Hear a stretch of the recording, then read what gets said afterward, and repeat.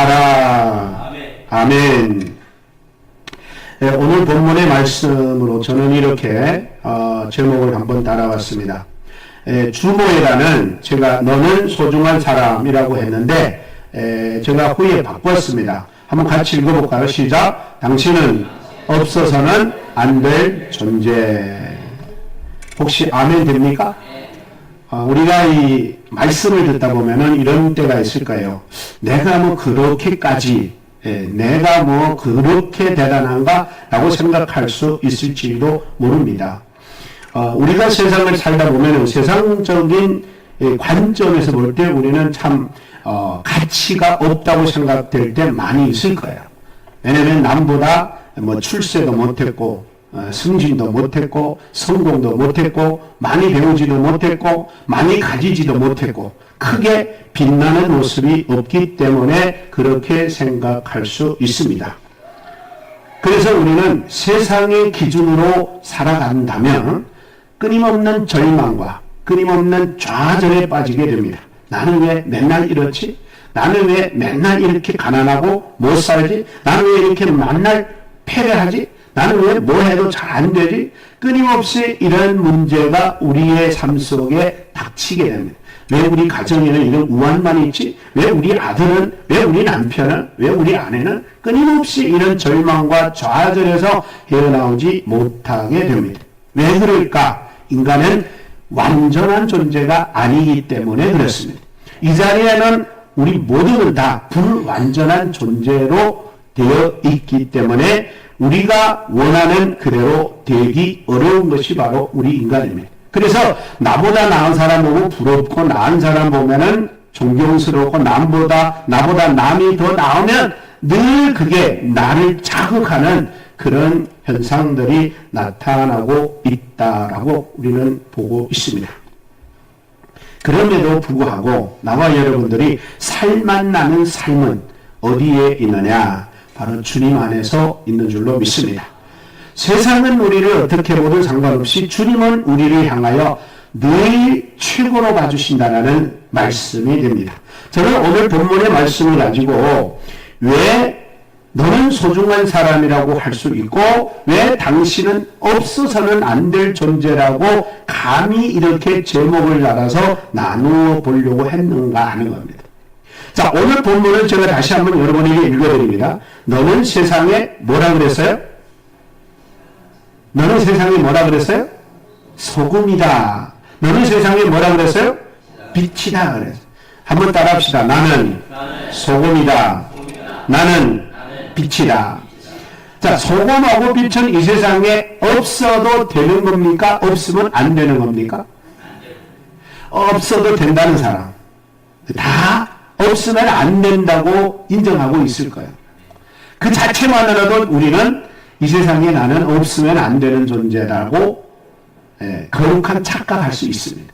근데 착각이 아닌 것은 나를 지으시고 나를 만드시고 나를 이 땅에 있게 하신 그분이 오늘 나와 여러분을 보고 너는 이 세상에 없어서는 안 될 존재야 라고 말하는 거예요. 뭐라고 말씀합니까? 너는 세상에 소금이다. 소금은 이 세상에 없어서는 안 되는 거야. 너는 세상의 빛이야. 빛은 세상에 없으면 안 되는 거야. 그 말은 다른 말로 말하면 우리는 세상에 없어서는 안 될 만큼 어떤 존재라는 거예요? 소중한 사람, 존귀한 사람이다 라고 하는 것을 우리는 전제를 깔고 오늘 본문의 말씀을 함께 나누어 보도록 하려고 합니다. 자, 이 세상에는 존재 자체만으로도 소중하고 존귀한 존재가 있는가 하면 또 반면에 사람이 만들어서 귀하게 만들어내는 존귀함도 소중함도 있다 하는 것입니다. 예를 우리가 들어서 여러분 금 다 좋아하시죠? 금. 예. 금반지, 금목걸이, 금팔찌 뭐 금이라 하면은 누구나 다 좋아해요. 예. 근데 그 금은 제절로 만들어진 게 아니라 사람이 그 금을 계속해서 노력해서 만들어내가지고 14K, 18K, 24K 이렇게 만들어내요. 그러기 위해서는 수많은 공력이 들어갑니다. 그래서 24K까지 만들기 위해서 수많은 불에도 들어가고 수많은 물에도 들어가고 달궜다 또 식혔다 달궜다 하면서 불순물들을 빼고 금으로 만들어내는, 그래가지고 사람들이 금덩어리 하나 딱 나오면은 사람들은 뭐랍니까? 최고로 여깁니다. 금의 가치는 바로 사람이 만들어내서 귀해지는 겁니다. 자, 그래서 요새는 대박나는 사람들이 어떻게 대박나냐면은 예를 들어서 회사에 있더라도 회사에서 직원 하나라도요, 여러분 평직원이라도 아이디어만 하나 제대로 만들어내면 대박나요. 여러분 회사에 보면은 계획서만 하나 멋있게 제대로 된 계획서 써내도 대박나더라고요. 자, 무슨 얘기냐면은 우리가 현실적으로도 많이 보는 게 요새는 그 반도체라고 하는 것이 세계적으로 아직 없어서는 안 될 만큼 귀한 거예요. 그러니 여러분 생각해 보십시오. 반도체를 만들어낸 사람 얼마나 돈 많이 벌었겠나.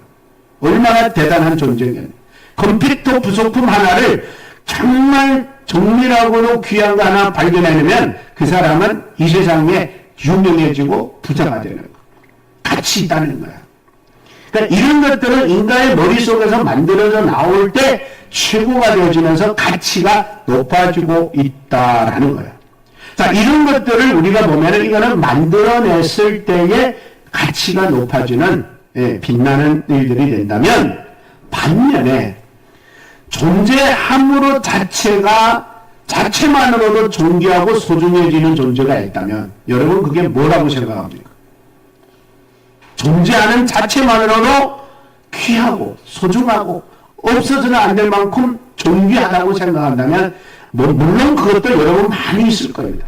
많이 있겠지만 저는 이거를 하나 여러분한테 소개하고 싶습니다. 바로 생명체가 아닐까. 생명체는 이 세상에 존재하는 순간부터 모든 생명체는 다 존귀하고 소중합니다.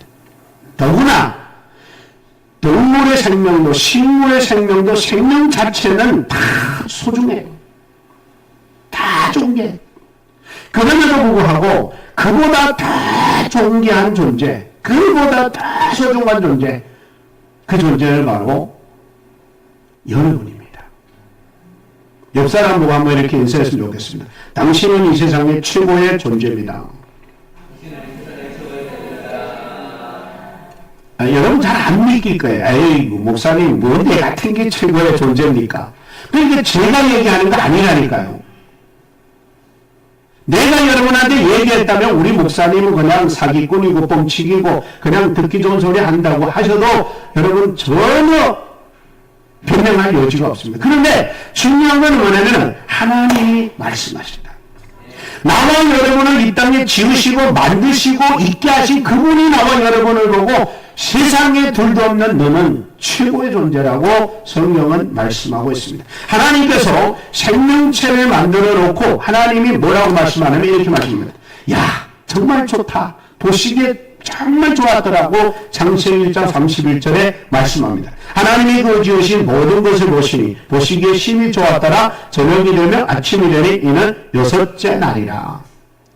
자, 여기서 가장 중요한 부분이 있는데 여기서 뭐라고 말씀하냐면은 하나님이 천지를 창조하고 빛을 창조하고 자연 창조하고 만물을 창조하고 우주를 창조하고 다 창조하고 나서 그 다음에 마지막에 사람과 동물이라고 하는 생명체를 만들어 놓습니다. 생명체를 만들어 놓고 하나님이 만드신 모든 우주 만물을 바라보면서 하시는 하나님의 말씀 뭐라고요? 보시기에 심히 좋았더라.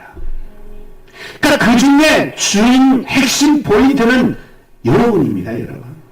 하나님이 모든 것을 만들어 놓았지만 그 모든 것 속에 가장 마지막으로 가장 소중하고 가장 귀하게 하나님 만드셔놓은 당신의 형상을 닮은 인간을 만들어 놓으신 후에 하나님이 보시면서 흐뭇해 하셔서 참 보기 좋다.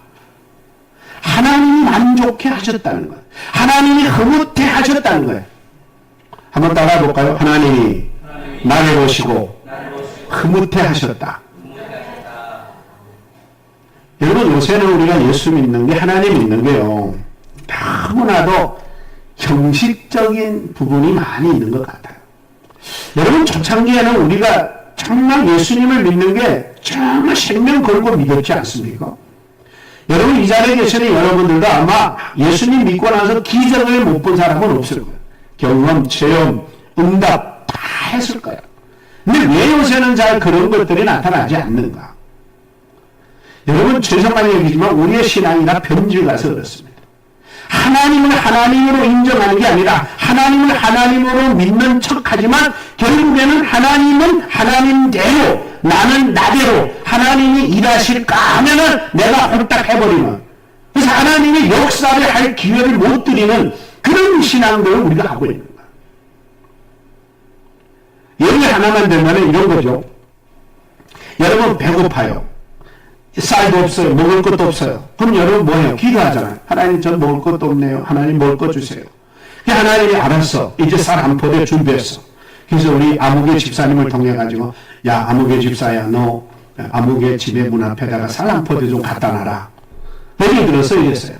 근데 하나님은 준비해 가지고 지금 그걸 이동해서 시켜서 쌀을 갖다가 놓게 하려고 하는데 내가 어디 가서 쌀에 손 내밀고 나 쌀 좀 꿔줘요. 나 돈 좀 꿔줘요. 그러면서 동냥했다는 거야. 그래서 하나님이 보실 때 네가 알아 잘하네. 내가 안 도와줘도 되겠네. 그러면 하나님께 기도해놓고 내가 다 해버렸으니 기도 응답이 되겠어요? 안 되겠어요? 안 되는 거예요. 무슨 얘기냐면은 하나님께 기도하고 하나님께 맡기고 하나님을 바라보고 하나님을 의지하는 신앙은 내가 할 수 있다고 하는 그거를 내려놔야 돼. 그래서 기적은 언제 일어나냐? 우리가 불가능하다고 생각될 때 오직 하나님만 바라볼 때 역사는 나타나는 거예요. 그러니까 우리가 다 하나님을 대신해서 해버리는 거예요. 막 여기저기 설치면서. 그러니까 하나님의 일을 하시려고 딱 시작했다가 하나님이 멈추시는 거예요. 여러분, 예를 들면 오늘날 이 교회들도 많이 힘들잖아요. 그래서 이 교회가 막 기도해놓고는 사람들이 먼저 가서 하나님의 뜻도 안 기다리고 하나님의 인도도 안 받고 하나님 때도 안 기다리고 인간들이 막 설쳐서 해버리고 나면 하나님이 일하심을 묻혀버리는 거예요. 그래서 믿음과 신앙은 뭐냐면 기다리는 거예요. 때를 기다리는 거예요. 하나님의 인도를 기다리는 거예요. 하나님의 방법을 찾는 거야. 그걸 놓쳐버리는 거야. 그래서 무조건 내 법대로, 내 생각대로, 내 뜻대로 해놓고는 하나님이 그렇게 원했을 거라고 착각하는 거야. 근데 여러분, 하나님은 몇천 년 전이나 몇천 년 후인 지금이나 하나님은 변함없으셔요. 하나님, 내가 변한 거예요. 내가 달라진 거예요. 하나님의 사랑이 식어진 거예요. 하나님에 대한 열정이 식어진 것 뿐이에요. 하나님을 더 기다릴 수 없는 미신앙적인 사람으로 전락했을 뿐이에요. 하나님은 기다리기를 원해요. 하나님은 때를 기다리기를 원하셔요. 하나님이 하실 때를 기다리기를 원하셔요. 이스라엘의 백성들도 계속해서 하나님 앞에 진노받고 하나님 앞에 정말 엄청나게 하나님이 그들을 진노하신 이유는 이스라엘 백성들이 기다리지 못했어. 참지 못했어. 인내하지 못했어. 하나님 어디 갔느냐? 시내산에서 모세가 하나님 앞에 십계명 받으러 올라갔을 때도 우리를 인도했던 모세는 과연 어디 갔느냐? 우리를 애굽으로부터 이끌어낸 하나님은 과연 어디 갔느냐? 그러면서 아론을 선택해가지고 아론에게 자기들이 금패물, 은패물 다 뽑아서 줘가지고 우리를 위하여 다시 신을 만들라. 하나님이 진노하시고 하나님이 분명히 십계명을 다 모세에게 전달하면 모세를 시켜서 이스라엘 백성들에게 내려보내가지고 그들을 이끌어가게 하시려고 하나님은 그 과정을 준비하고 계셨는데 고생도 참고. 여러분, 신앙은 참는 거예요. 힘들지요? 보이지도 않고 느낌도 없고 감각도 없고 불가능한 상황 속에서 참고 기다리고 인내한다는 것은 정말 힘든 거예요. 그럼에도 불구하고 인내는 믿음에서 참고 견디고 인내할 때 하나님의 역사는 일어날 줄로 믿습니다. 하나님은 인간을 보시니 너무너무 좋으신 거예요. 보시기에 심히 좋았어요. 그래서 하나님은 이제 이 인간하고 내가 영원히 함께 살리라. 그래서 하나님은 에덴 동산을 딱 창설해 놨어요. 그래가지고 이제 에덴 동산에서 하나님과 그 인간들이 함께 살려고 하나님은 인간들에게 그 에덴 동산을 허락하셨어요. 창세기 2장의 3절에 보면 여호와 하나님의 동방의 에덴에 동산을 창설하시고 그 지으신 사람을 거기에 두니라. 이제 여기서 너희들이 살아라. 나하고 영원히 같이 살라. 그리고 하나님께서는 그들에게 에덴 동산을 허락하시고 여기에서 이렇게 살고 저렇게 살아라고 생명의 법을 가르쳐 줬는데 인간들이 하나님이 허락한 생명의 법을 어기고 하나님이 먹지 말라는 선악과를 따먹는 바람에 그들은 더 이상 하나님과 같이 살 수 없어. 하나님이 창설해놓은 에덴에서 쫓겨날 수밖에 없어요. 그래서 그때로부터 인간은 더 이상 하나님을 영화롭게 할 수 없는 죄인이 되어버린 겁니다. 로마서 3장 23절 모든 사람이 죄를 범하였음에 하나님의 영광에 이르지 못하더니 이때로부터 시작해서 인간들은 하나님과 함께 에덴 동산에서 마음껏 즐기며 마음껏 행복하게 마음껏 평안한 삶으로 하나님만을 영화롭게 하며 살아야 될 인간들이 하나님의 생명의 법을 어기고 하나님으로부터 에덴 동산에서 쫓겨난 그 순간부터 이제는 그들의 삶은 어떻게 달라지느냐? 하나님은 없는 인생으로 자기밖에 모르는 인생으로 전락해버립니다. 로마서 3장 10절에 보면은 기록한 바 의인은 없나니 하나도 없으며 깨닫는 자도 없고 하나님을 찾는 자도 없으니 다 치우쳐 한 가지로 무익하고 선을 행하는 자는 없나니 하나도 없더라. 선을 행하는 자도 없고 하나님을 찾는 자도 없고 하나님 앞에 의롭다 인정을 받은 자는 아무도 없는 모든 자들이 다 죄인으로 전락해버리는 안타까운 현실에 접하게 됩니다.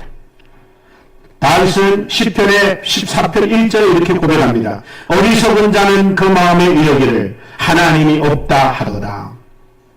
다윗이 고백합니다. 어리석은 자들은 말하기를 분명히 하나님이 인간을 지었고 분명히 하나님이 인간을 에덴 동산에다가 함께 살기 위해서 에덴 동산을 그들에게 허락해 주어서 함께 살도록 했던 그 기억을 잊어버리고 하나님이 없도다라고 한다는 거예요. 저희는 부패하고 소행이 가증하여 선을 행하는 자가 없도다. 여호와께서 하늘에서 인생을 구고 살피사 지각이 있어 하나님을 찾는 자가 있는가 볼 하신즉 다 치우치며 함께 더러운 자가 되고 선을 행하는 자가 없도다 하더라. 하나님이 인간들을 다시 한번 살펴봤어요. 혹시라도 한 명이라도 한 인간이라도 하나님을 찾고 하나님 앞에 하나님 사람답게 살고 싶어하는 자가 있는가 봤더니 없나니 하나도 없더라. 다 죄인으로 되고 말았다. 이렇게 인간은 의로웠던 인간이 밝은 빛 속에서 하나님과 함께 살게 되었던 인간들이 하나님은 더 이상 그렇게 살 수 없는 인간이 되어진 인간을 바라보면서 어둠 속에 죄악 속에 그들은 살게 되면서 내가 어디서 와서 왜 살며 어디로 가는지도 알지 못하는 인생으로 살다가 영원한 멸망으로 가게 되는 인생들을 하나님은 바라보시면서 하나님께서는 당신의 아들 예수 그리스도 즉 빛 되신 예수 그리스도를 다시 세상에 보내셔서 빛 가운데서 우리를 하나하나 건져내셔서 어둠 속에서 빛 가운데로 인도하시는 우리 주의 구원의 은혜가 나와 여러분들에게 임하게 될 줄로 믿습니다. 그래서 요한복음 8장 2절에는 이렇게 말합니다. 예수께서 또 일러 가라사대 나는 세상의 빛이니 나를 믿는 자는 즉 나를 따르는 자는 어둠에 다니지 아니하고 생명의 빛을 얻게 되리라. 하나님의 말씀을 어기고 범죄한 자들이 더 이상 하나님과 함께 살 수 없어서 어둠 속에 죄악된 세상에 살게 된 인간들에게 하나님은 그래도 다시금 어둠 속에서 우리를 빛 가운데로 인도하시려고 빛 되신 예수님을 보내주셔서 나와 여러분들을 어둠 속에서 빛 되신 예수로 말미암아 빛의 자녀로 하나님이 구원해 주신 줄로 믿습니다. 에베소서 5장 8절에 너희가 전에는 어둠에 있더니 이제는 주 안에서 빛이라 빛의 자녀들처럼 행하라 그랬어요. 다시금 우리를 어둠 속에 살아가는 죄인들을 예수 그리스도의 보혈의 피로 말미암아 우리를 빛의 자녀로 삼아주셔서 빛의 옷을 입혀주신 나와 여러분들이 되신 줄로 믿으시기를 바랍니다. 그래서 사도 바울은 빌립보 2장 15절에 이는 너희가 흠없고 순전하여 어그러지고 거스러지는 세대의 가운데서 하나님의 흠없는 자녀로 세상에서 그들 가운데서 빛들을 나타내게 하려 합니다. 할렐루야. 이제는 우리가 빛의 사람으로 된 거예요. 다시는 우리를 빛을 드러내는 사람으로. 그래서 이제는 나와 여러분 빛의 존재가 아닙니다. 오해하지 마십시오. 나와 여러분들이 빛의 존재가 되어서 빛을 드러낼 수 있는 게 아니라 빛의 자녀로 우리를 하나님이 덧입혀 주셨기 때문에, 한마디로 말하면 우리는 빛을 반사받은 사람이기 때문에 분명히 빛을 충분히 드러낼 수 있게 된 거예요. 그래서 하나님이 우리에게 예수님을 보냈고, 예수님을 보내셔서 우리를 빛을 반사해 주셨고, 우리는 빛을 다시 세상에 반사해 나아가게 만들어 주셨다라는 겁니다. 이렇게 우리는 다시는 아무짝에도 쓸모없었던 죄인으로부터 나와 여러분들은 다시는 하나님의 사랑 안에서 하나님을 영화롭게 하고 하나님의 빛을 반사할 수 있는 아름다운 회복을 주신 줄로 믿습니다. 요한복음 3장 16절 다 같이 한번 읽어봅니다. 시작. 세상을 이처럼 사랑하사 독생자를 주셨으니 이는 저를 믿는 자마다 멸망치 않고 영생을 얻게 하려 합니다. 하나님이 세상을 사랑하신, 세상은 바로 나와 여러분이 사랑한 거예요. 나와 여러분을 사랑하니까 빛 대신 예수님을 이 땅에 보내셨고, 누구든지를 막론하고 그 빛 대신 예수를 믿고 구원받아 영생을 얻어 멸망에 이르지 않게 하려고 하나님은 우리에게 예수 그리스도를 보내주신 줄로 믿습니다. 로마서 5장 8절에 우리가 아직 죄인되었을 때 그리스도께서 우리를 위하여 죽으심으로 하나님께서 우리에 대한 자기 사랑을 확증하셨다. 하나님이 우리를 사랑한다는 증거로 예수님을 보내주신 거예요. 이렇게 우리는 다시는 하나님 안에서 예수 그리스도로 말미암아 새롭게 태어나 중생하고 거듭난 사람으로 우리를 하나님이 회복해 주셨다. 그래서 우리는 본래 다 각기 제 길을 가고 제멋대로 살고 자기 뜻대로 살아가며 죄만 짓던 우리를, 우리의 죄의 옷을 예수님께 덧입히면서 우리의 죄의 옷을 다 벗겨주신 줄로 믿습니다. 이사야 53장 6절에 이렇게 기록되어 있습니다. 우리는 다 양 같아서 그릇 행하여 각기 제 길로 갔거늘 여호와께서 우리의 죄악을 예수님께 담당시키셨도다. 우리의 죄의 옷을 벗겨가지고 예수님께 입히시고, 예수님이 우리의 죄의 옷을 입은 바람에 십자가 못 박혀 죽으신 거예요. 그 바람에 우리는 죄의 옷을 벗고 의의 옷을 입게 된 줄로 믿으시기를 바랍니다. 그래서 새 사람이 되고, 그래서 빛의 사람이 되고, 그래서 의로운 사람이 된 거예요. 그래서 예수님이 우리를 그렇게 만들기 위하여 자신의 생명을 버릴 수밖에 없었는데, 마가복음 10장 45절에 인자가 온 것은 섬김을 받으려 함이 아니요 도리어 섬기려 하고 자기 목숨을 많은 사람의 대속물로 주려 합니다. 이게 바로 예수님이 우리를 위하여 희생하신 하나님의 사랑의 증거라는 사실을 우리는 알아야 됩니다. 자, 이렇게 하나님께서는 아들을 예수 그리스도께서 모든 인류의 죄를 대속하게 하심으로 말미암아 우리 죄를 대속해 주심으로 우리를 의롭다 함을 얻게 하는 하나님의 은혜가 입혀졌다. 그래서 이 부분이 굉장히 민감한 건데요.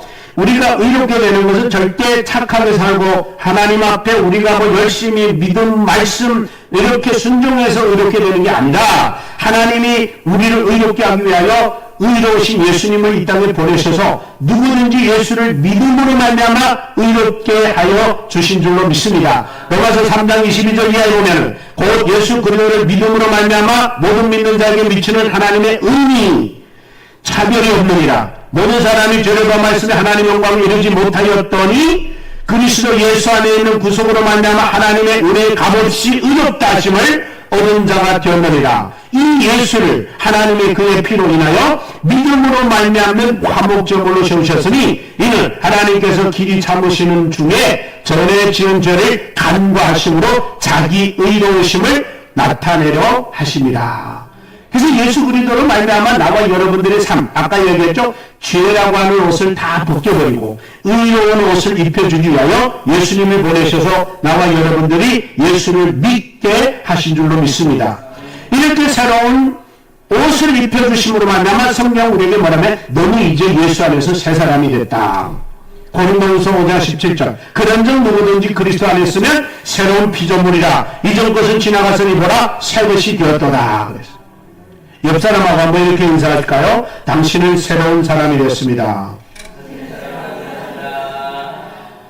여러분, 우리가 내가 변한 게 아니에요. 착각하지 마세요. 아, 저 사람 예수 믿더니 변했다. 그 변한 거는 내가 변한 게 아니라 하나님이 나를 변화 주셨어요. 우리는 자꾸 예수 믿으면 내가 무슨 대단해졌는 줄로 착각해요. 아니요. 예수 믿어도 안 믿어도 나는 달라지고 내가 뭐 대단해서 내게서 달라진 건 아무것도 없어요. 오로지 하나님의 사랑과 예수님의 십자가의 공로로 우리를 변화시켜 주신 줄로 믿습니다. 그래서 우리는 새로운 피조물이 된 거예요. 자, 여기서 새로운 피조물이 됐다라는 이 자체만으로도 우리 이제 여기서 내가 여러분이 어떻게 해야 소중하고 존귀한 존재가 아니라 새로운 피조물 자체가 귀하고 존귀한 존재가 된 줄로 믿습니다.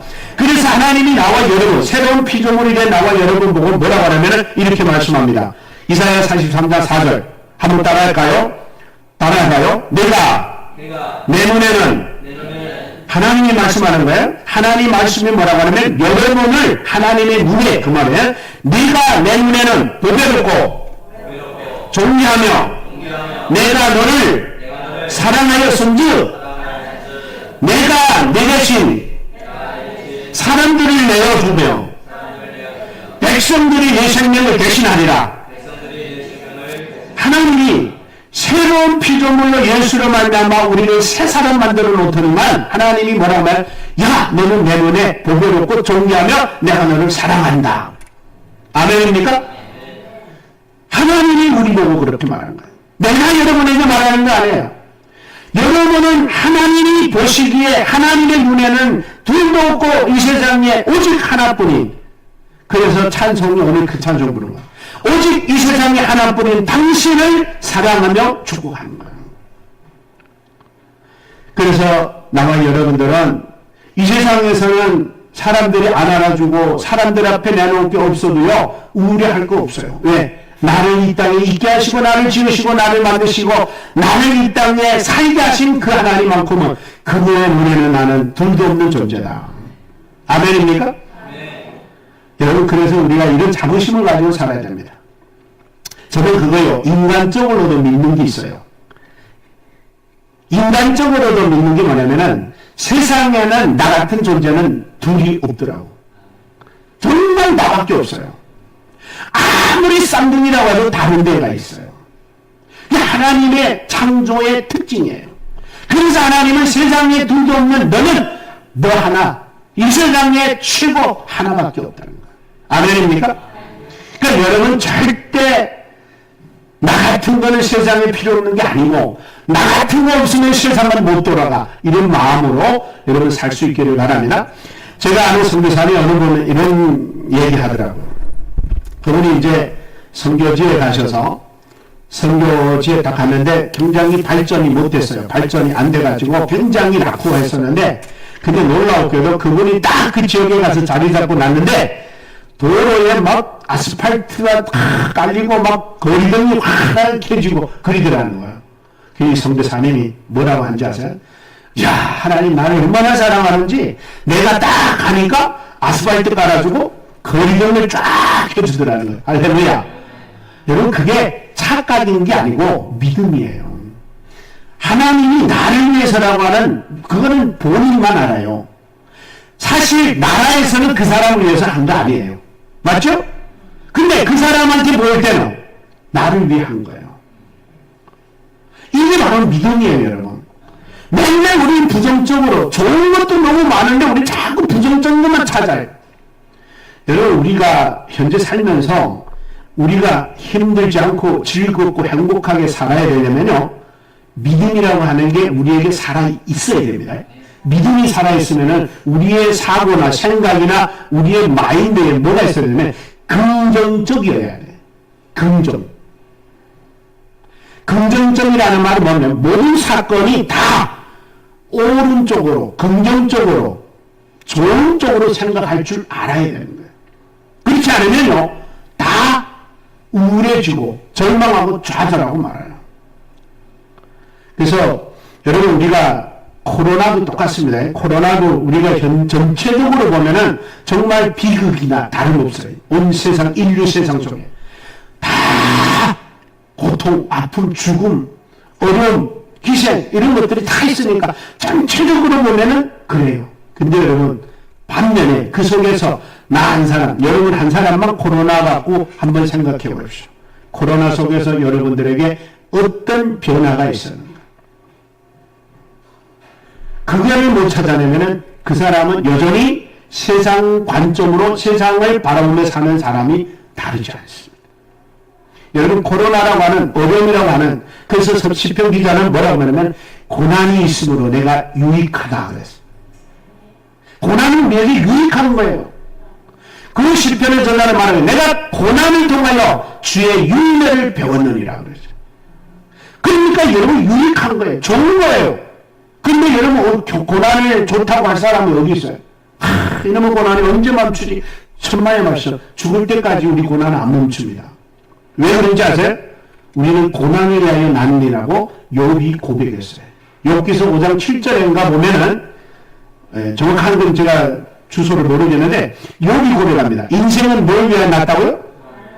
고난을 위하여 났나니. 고난을 겪을 수밖에 없다는 거예요. 고난을 피할 수가 없다라는 거예요. 자, 이제 여기서 잘 들으셔야 됩니다. 정말 하나님이 우리를 예수 그리스도로 말미암아 새로운 피조를 만들어서 존재 자체만으로도 이 세상에 둘도 없는 이 세상에 하나인 존귀한 존재인데, 근데 여러분 존귀한 존재라고 계속 존귀하지는 않습니다. 무엇으로 우리가 그것을 보존할 수 있느냐? 사명을 다할 때까지만 보존되는 거예요.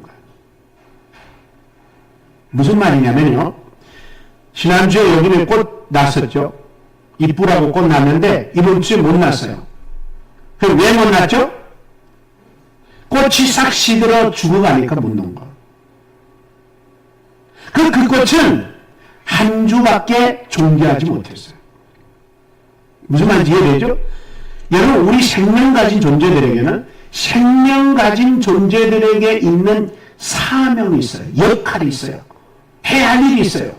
여러분, 그래서 오늘 이 본문 예수님께서 너희는 세상의 소금이라고 그랬는데, 이 소금이 오늘 본문에 뭐라고 말하냐면 이렇게 말합니다. 너희는 세상의 소금이니 소금이 만일 그 맛을 잃으면 무엇으로 짜게 하려? 여러분, 소금이 가장 소중하게 여겨질 때 언제입니까? 소금은 짜야 돼요. 그렇죠? 소금이라고 딱 먹었는데 들크무리하다. 그러면 그거 귀한 거라고 하면서 버리겠어요. 음식에다가 짜라고 넣었더니 들크무리해서 다른 음식도 버립니다. 그럼 그 소금은 버려야 돼요? 계속 보존해야 돼요? 버려야 돼요. 무슨 말이에요? 소금은 소금의 사명이 있어요. 그래서 오늘 본문 주님은 뭐라고 말하면 너희들이 나와 여러분들 예수로 말미암아 새로운 피조물은 됐지만 이 세상에 없어서는 안 될 존재이기는 하지만 그게 언제까지냐?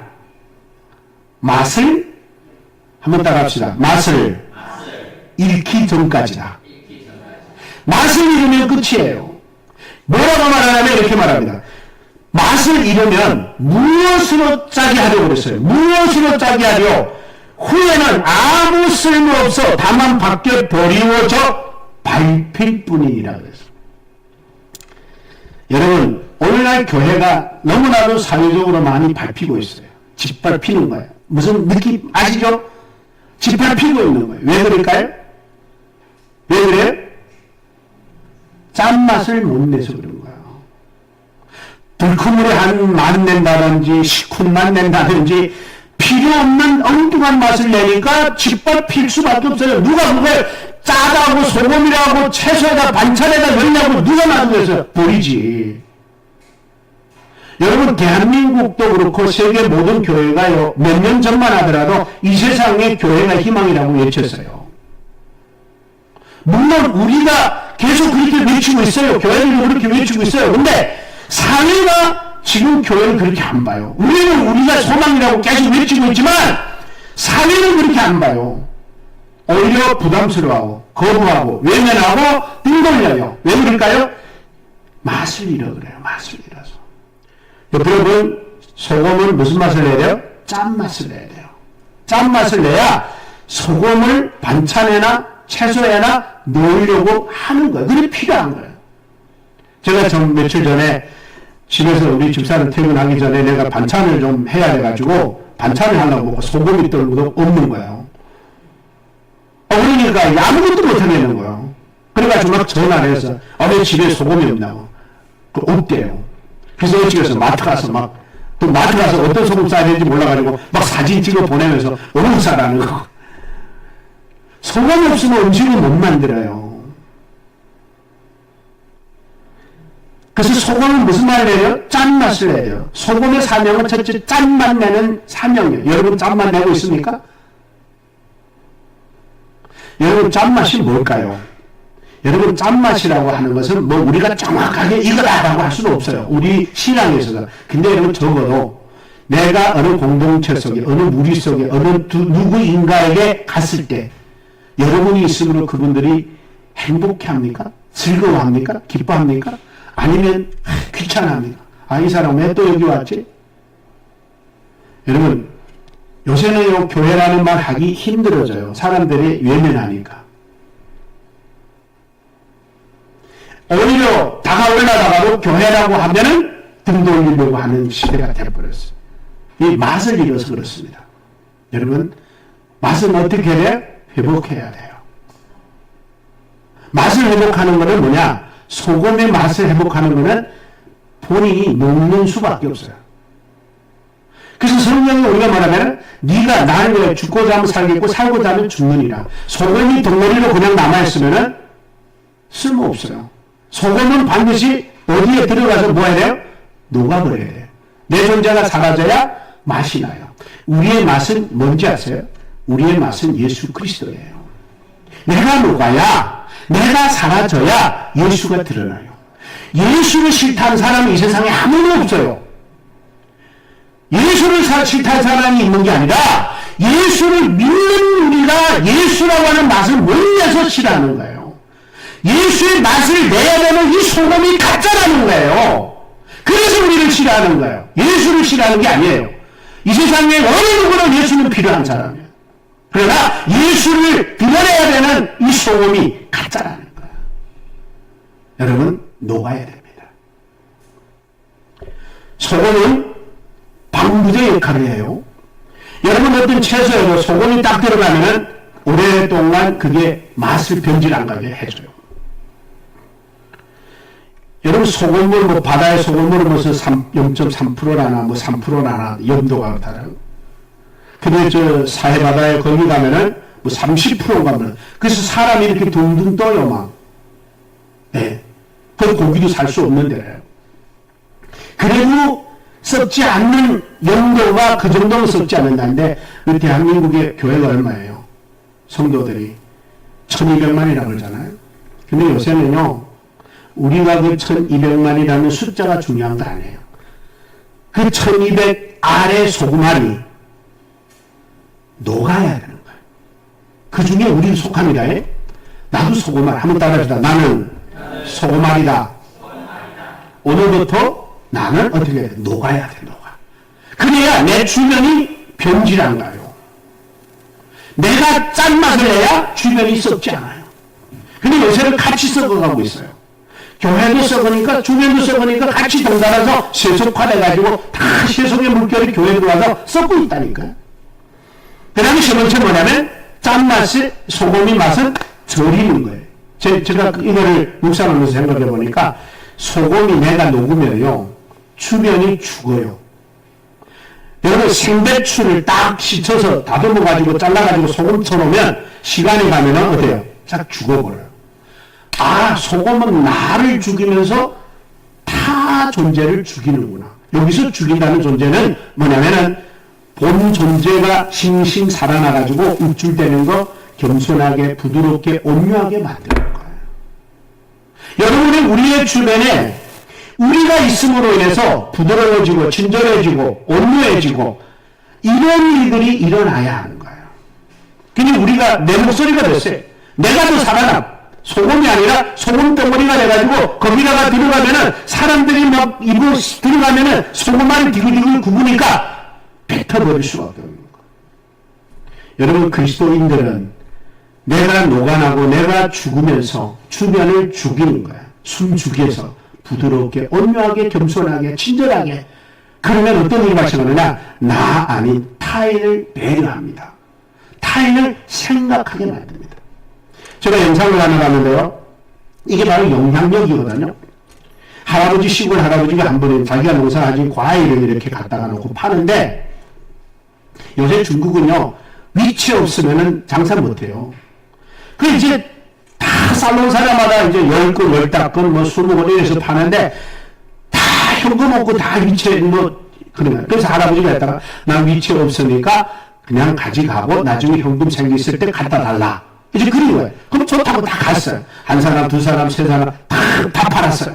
근데 이 젖혀서 다른 거 팔던 사람이 할아버지 당신 오늘 몽땅 사기 당했다. 이제 그 돈 한 푼도 못 받는다. 이제 그렇게 된 거예요. 그래서 이 할아버지 하는 말이 기가 막히만 해요. 그래도 세상에는 좋은 사람이 많을 거다. 그래가지고 이제 있는데 전화 딱 왔어. 집에서 전화 왔는데 할아버지 과일 다 팔았어요? 다 팔았다. 그럼 빨리 돈 갖고 집에 와요. 집에 돈 쓸 일이 급하게 생겼어요. 그러니까 이 할아버지가 막 당황한 거예요. 다 팔았는데 돈을 한 푼도 못 받았는데. 그러니까 이 옆에 있던 사람이 팔라고. 이제 큰일 났다고. 너 이제 집에 가 며느리한테 이제 박살 났다고. 막 이런 식으로 됐어요. 근데요, 그리고 있는데 그 외상으로 가져갔던 사람들이 줄 서서 와요. 줄 서서 오는데 현금을 갖다 줘요. 제가 그거 보면서 할아버지의 믿음이 그들의 마음을 감동시킵니다. 여러분, 솔직하게 누가 외상으로 줍니까? 할아버지 마음속에는 순수한 믿음이 있어요. 그래도 좋은 사람이 있을 거다. 여러분, 그런 소금 같은 자신을 손해보더라도 그런 것을 따지지 아니하고 베푼 그에게 영향력이 끼쳐서 수많은 사람이 감동받고 돌아와서 돈들을 돌려준 줄로 믿습니다. 우리가 바로 그런 역할을 해야 돼요. 여러분, 저도 그랬을 거예요. 돈 없으면서 그러면서 안 주고 안 팔고 돈을 메고 갈지도 몰라요. 그게 아니라 여러분, 부드러운 온유한 친절한 배려심. 그래서 저와 여러분들의 영향력은 그리스도를 드러내서 그리스도라고 하는 맛을 낼 수 있는 저와 여러분 되시기를 주의 이름으로 축복합니다. 마지막으로 우리는 너희는 세상의 빛이라고 그랬는데 그 빛은 뭐냐? 빛은 또 사명이 있는 거야. 예수님께서 너희는 세상의 빛이라고 그랬으니까 가만히 생각해 보니까 우리가 세상의 빛이라면 세상은 어떤 곳일까? 여러분, 빛은 어디에 필요해요? 여러분, 지금 이 지하 속에 전기 다 끄면은 우리 보여요, 안 보여요? 아무것도 안 보여요. 이 전등은 어두운 데만이 귀한 거예요. 저 햇빛이 짱짱 나는 데 갖다 이 덩프 하나 켜봐요. 아무 효과도 없어요. 제가 이거를 보면서 그랬어. 예수님 우리 보고 세상의 빛이라면 세상은 어두운 곳인가? 여러분, 세상은 어두워요, 밝아요?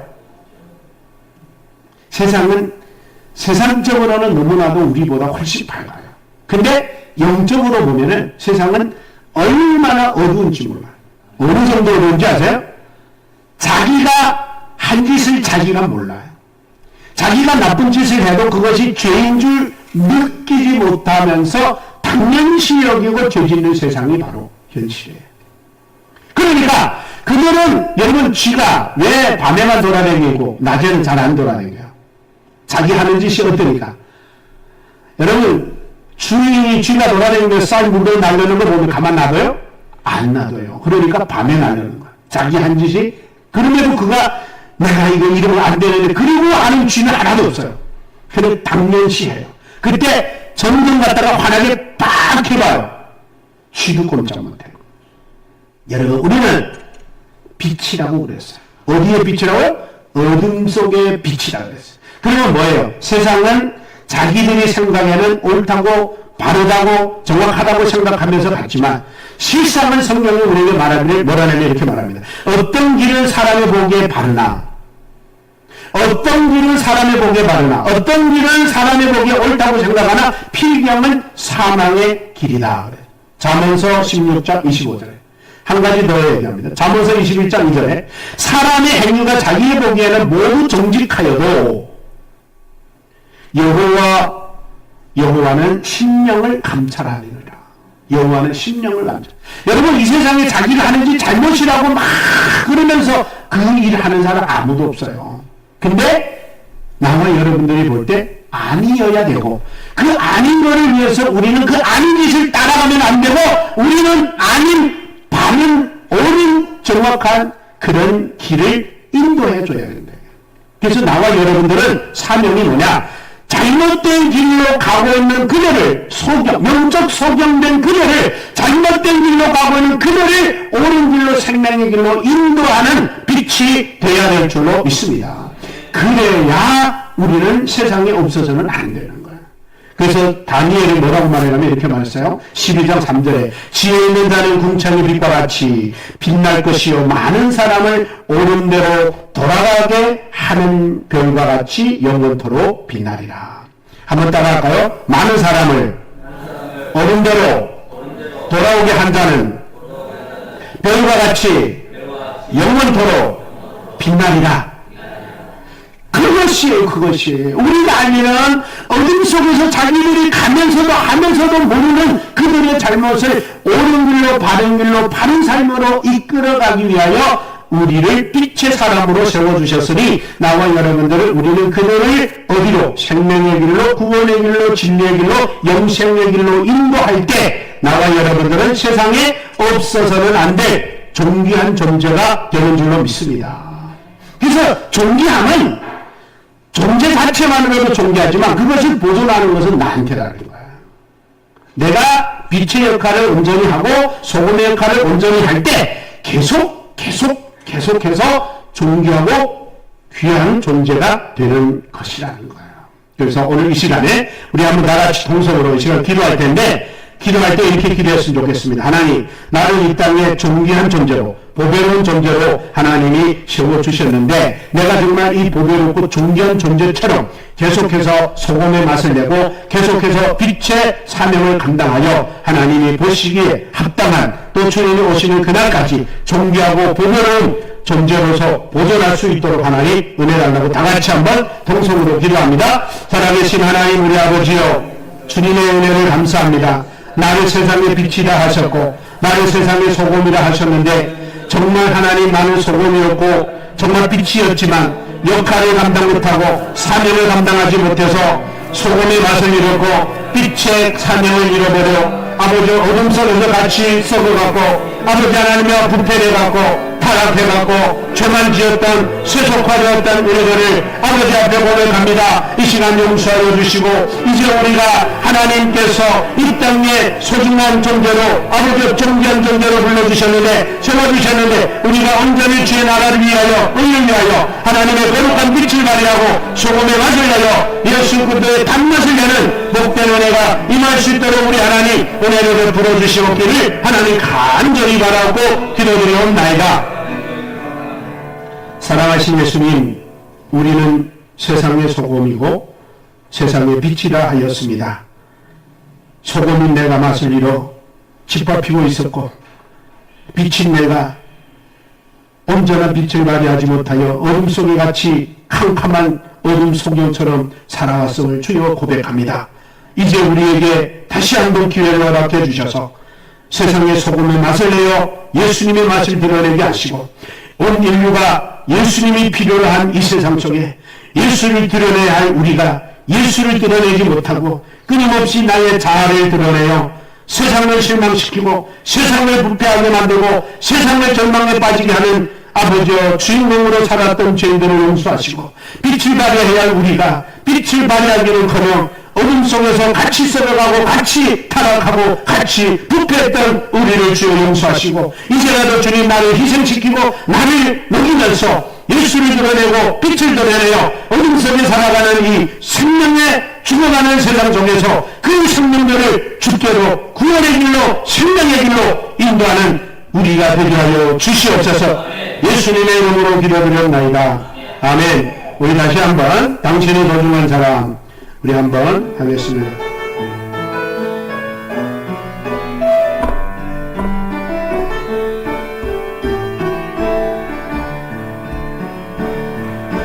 당신은 소중한 사람, 당신은 존귀한 사람, 이 세상에 하나뿐인 당신은 너무나도 소중한 사람, 그런 당신을 사랑해요. 그런 당신을 축복해요. 사랑받기에 합당한 당신을 주의 이름으로 사랑함. 당신 한번 하겠습니다. 다 같이 일어서셔서 당신은 소중한 사람, 당신은 존귀한 사람, 이 세상에 하나뿐인 당신은 너무나도 소중한 사람, 그런 당신을 사랑해요. 그런 당신을 축복해요. 사랑받기에 합당한 당신을 주의 이름으로 주의 이름으로 사랑합니다. 주의 이름으로 사랑합니다. 다시 한번 주의 이름으로 사랑합니다. 주의 이름으로 사랑함. 다시 한 번만 주의 이름으로 사랑합니다. 주의 이름으로 사랑합니다. 지금은 우리 주 예수 그리스도의 은혜와 하나님 아버지의 무한하신 사랑하심과 주의 성령님의 교통내주 역사 충만하심이 오늘도 주의 말씀을 들었고 너희 세상의 소금이요 빛이라 하신 말씀대로 나는 세상에 없어서는 안 될 존재임을 깨닫고 나를 먹이어 맛을 내며 나를 죽이어 빛을 발휘하여 주변을 밝히고 세상을 밝히고 세상의 그리스도의 맛을 드러내는 모든 성도를 살아가기로 결단하는 모든 성도들의 머리 위에, 가정 위에, 직장 위에, 이 나라와 이 민족 위에, 헐벗고 굶주리는 분명의 백성들 위에 지금으로부터 영원토록 함께 있을지어다. 아멘.